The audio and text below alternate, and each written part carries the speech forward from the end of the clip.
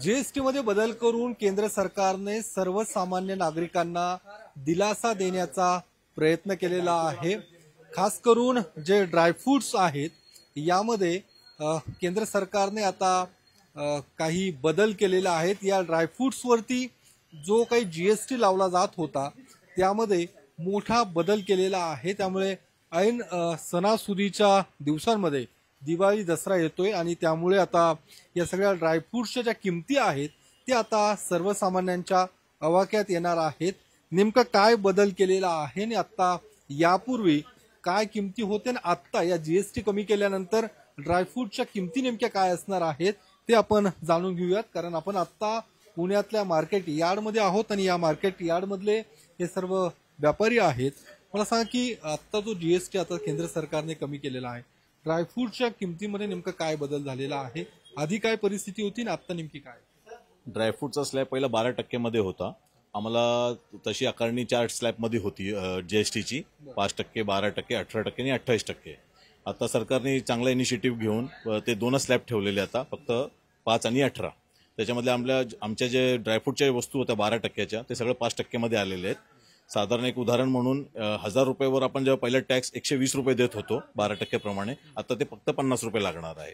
तर डायरेक्ट हा जे 70 रुपयाचा जे फरक आहे तो डायरेक्ट कंझ्युमर किंवा ट्रेडर्सला फायदा होणार आहे त्याचा। बरं, आता हे जे सगळे ड्रायफ्रुट्स आहेत याच्या आम्हाला किमती सांगा, म्हणजे साधारणतः आधी काय होतं आणि आता नेमका भाव असणार आहे? आता जसं एक खारीक आहे तर खारीक आता पहिला समजा 250 रुपये दर होती, आता अंदाजे ती 225 ते 230 रुपये होऊन जाणार आहे। काजू आता 5% मध्येच होता तर तो तसाच राहिलेला आहे। बदामची किमती समजा 1000 रुपये होती तर ते 900 पर्यंत येऊन जातील। म्हणजे साधारणतः 300 रुपयाचा फरक, 100 रुपयाचा, सॉरी 100 रुपयाचा फरक जाणवणार आहे। फरक असणार। जसं जर्दाळू 500 रुपये आहे तो साधारण 420-30च्या दरम्यान येऊन जाईल, तर 1780 रुपये तो फायदा होऊन जाईल गिरायकाचा। अंजीर सारख्या वस्तूला 1400-1500 रुपये दर आहे तर ते साधारण 1250-1300 दरम्यान त्यांना गिरायकाला खायला मिळणार आहे। पण मग ह्या सगळ्या जीएसटी कमी केल्यानंतर काय साधारणतः फरक काय जाणवतो तुम्हाला? ग्राहकांमध्ये काही बदल किंवा संख्या असं काही? गिरायक आता कसं मागच्या 1.5 महिन्यापासून हे चालू आहे की जीएसटीचे दर कमी होतील म्हणून गिरायक जरा थांबलेले आहेत। जे थोडासा टेम्पररीज परचेस होत होता त्यांच्याकडून, आता आम्हाला अपेक्षा आहे की आजपासून जर गिरायक दर कमी झालेले आहेत तर गिरायक उत्स्फूर्तपणे बाहेर येतील आणि सण चांगला साजरा करतील। ठीक आहे, तर आपल्यासोबत अजून दुसरे व्यापारी आहेत। मला सांगा की हा झाला या सगळ्या ड्रायफ्रुटच्या बाबतीत, अजून काही इतर क्षेत्रात देखील या जीएसटीचा बदल होताना दिसतोय, खास करून वाहनं असू दे, इतर काय नेमका तो बदल आहे आणि तुम्ही एक व्यापारी म्हणून काय अजून अपेक्षित आहे की अजून काय बदल करता येऊ शकतो जीएसटी? सर्वप्रथम मी भारताचे सन्माननीय पंतप्रधान नरेंद्रजी मोदी यांचं अभिनंदन करू इच्छितो, त्यांना धन्यवाद देऊ इच्छितो की ऐन सणासुदीच्या काळामध्ये त्यांनी नागरिकांना एक खूप मोठं गिफ्ट दिलेलं आहे। 12% स्लॅबमध्ये असलेला ड्रायफ्रूट या ज्या काही वस्तू आहेत ते 5% मध्ये आणलेले आहेत। खरं म्हणजे कोरोनाच्या काळाच्या नंतर ड्रायफ्रूटच्या खपतमध्ये मोठा बदल झाला, सर्वसामान्य लोक हे ड्रायफ्रूट खात होते आणि आता त्यांना नेमकं 60% कमी होऊन ते आता मिळणार आहे। अर्थातच त्यांची दिवाळी फार चांगली जाणार याच्यात दुमत नाही। याच्यामध्ये एक गोष्ट अजून चांगली अशी झालेली आहे की स्लॅब कमी केल्यामुळे आता फक्त 5% आणि 18% अशा 2 स्लॅब आहे। पूर्वी आमच्याकडे काही वस्तू होते 5% मध्ये, काही होते 12% मध्ये, काही होते 18% मध्ये। त्यामुळे हिशोब करताना, बिलं करताना अनेक वेळा चुका होत होत्या। त्या टेक्निकल चुकासाठी पण आम्हाला जीएसटीच्या माध्यमातून अनेक वेळा त्रास होत होता, तो त्रास आता कमी होणार आहे। त्याच्यामुळे व्यापाऱ्यांच्या मध्ये पण एक चांगलं त्याचं वातावरण आहे। मला एकच गोष्ट या निमित्तानं सांगायची आहे, जसं केंद्र सरकारने आम्हाला हे गिफ्ट दिलेलं आहे तशी आमची मागणी राज्य सरकारला, माननीय मुख्यमंत्री आणि दोन्ही उपमुख्यमंत्र्यांना आहे की जीएसटीच्या म्हणजे खाद्यान्न वस्तू सगळ्या ज्या आहेत ते जीएसटी मध्ये आहे आणि 5% जीएसटी त्याचा मिळतोय, त्याचा 2.5% वाटा हा राज्य शासनाला मिळतोय। तर प्रधानमंत्रीने वन नेशन वन टॅक्सची जी भूमिका घेतलेली आहे त्याच्या अंतर्गत एपीएमसी मध्ये लागणारा जो 1% सेस आहे तो या सरकारने ते यंदा दिवाळीच्या वेळेला तोफा देऊन ते 1% सेस जे आहे ते कमी करावा। आमचं म्हणणं आहे की जे माल शेतकऱ्यांकडनं येत नाही त्या मालाला सेस लागू नये, कारण तो सर्वस्व ग्राहकांवर, नागरिकांवर त्याचा बोजा पडतो आहे। त्यामुळे तो 1% सेस कमी व्हायला पाहिजे। अर्थातच बाजार समिती जरी असल्या तर त्यांचा खर्च भागवण्यासाठी वेगळ्या पद्धतीने वार्षिक खर्च तुम्ही घेऊ शकता आणि बाजार समित्या चालू शकतात. पण त्याला त्यांचा विरोध होऊ शकतो ना जर तुम्ही अशी मागणी करता बाजार समितीच्या लोकांचा.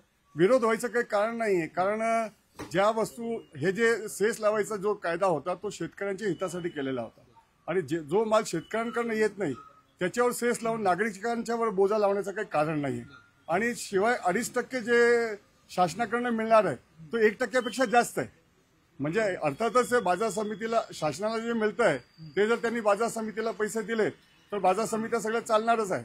तर हा आम्हाला प्रॉब्लेम आता असा आहे की आम्हाला मल्टीनॅशनल कंपनी आणि ई कॉमर्स बरोबर स्पर्धा करायची आहे. तर पारंपरिक व्यापार जर टिकवायचा असेल तर सेस कमी केलं तरच आम्ही या व्यापारामध्ये स्पर्धा करू शकतो. तर ही आमची मागणी सरकारने मान्य करावी अशी खास विनंती आहे. सेसच्या बाबतीत तुम्ही मुद्दा मांडला, पण दुसरा जो मुद्दा आहे तो जो आधी 4 स्लॅब होते आता 2 स्लॅब केले केंद्र सरकार, याचा काय नेमका फायदा होणार आहे? कारण खास करून व्यापाऱ्यांना बऱ्याचशा तक्रारी याआधी येत होते व्यापाऱ्यांच्या, त्यांना रिफंड घेणं असू दे किंवा इतर काही तक्रारी असू दे, म्हणजे ते अनेक व्यापाऱ्यांना या संदर्भात कारवाई देखील झालेली आहे व्यापाऱ्यांवर. या सगळ्या संदर्भात काय बदल नेमका काय होऊ शकतो आता? आता काही गोष्टी ज्या भारतामध्ये पिकत होत्या त्याला 5% जीएसटी होता. जे भारताच्या बाहेरनं इम्पोर्ट करत होतं तीच वस्तू भारताच्या बाहेरनं आली तर त्याला 12% जीएसटी होता.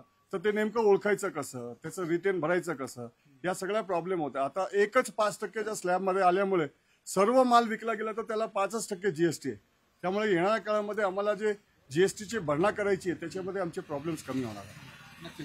तर या सगळ्या नव्या पद्धतीमुळे केंद्र सरकारने व्यापाऱ्यांना देखील दिलासा देण्याचा प्रयत्न केलेला आहे. कारण यापूर्वी 4 स्लॅब या सगळ्या जीएसटी प्रक्रियेमध्ये होते, आता ते 2च करण्यात आलेले आहे. त्यामुळे व्यापाऱ्यांमागे जे काही तक्रारी किंवा व्यापाऱ्यांच्याकडनं सातत्याने जे काही एक तक्रारीचं सुरू होता की आम्हाला अनेक अडचणी या सगळ्या जीएसटीच्या संदर्भात येतात, त्या दूर होण्यास निश्चित मदत होणार आहे. त्यामुळे केंद्र सरकारने जो काही निर्णय घेतलेला आहे तो निश्चितच स्वागतार्ह असल्याचं या सगळ्या व्यापाऱ्यांचं म्हणणं आहे. कॅमेरामन अभिजित पिसेसह योगेश बोरसे, TV9 मराठी, पुणे.